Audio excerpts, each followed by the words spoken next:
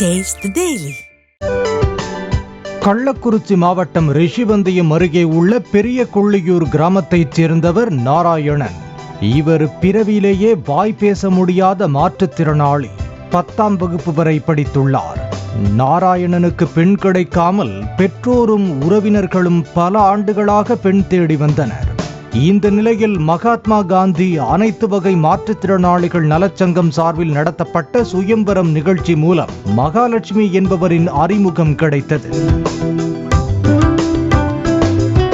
விழுப்புரம் மாவட்டம் திருவெண்ணெய்நல்லூர் ஒன்றியத்தைச் சேர்ந்த கரடிப்பாக்கம் கிராமத்தைச் சேர்ந்த மகாலட்சுமியும் பிறவியிலேயே வாய் பேச முடியாத மாற்றுத்திறனாளி ஆவார். அதே சுயம்பரம் நிகழ்ச்சியில் நாராயணனுக்கும் மகாலட்சுமிக்கும் திருமண நிச்சயம் செய்யப்பட்டது.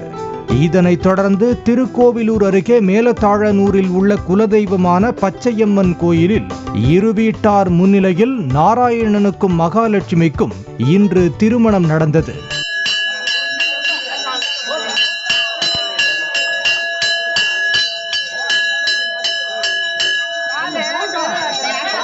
திருமணம் முடிந்து மணமக்கள் கோயிலை சுற்றி பலம் வந்த போது வாய் பேச முடியாத நாராயணனும் மகாலட்சுமியும் சைகை மொழியில் அன்பாக பேசிக்கொண்டது இரு வீட்டாரையும் மகிழ்ச்சி வெள்ளத்தில் ஆழ்த்தியது.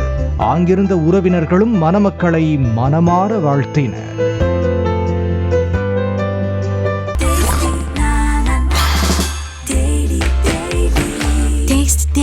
Taste the Daily.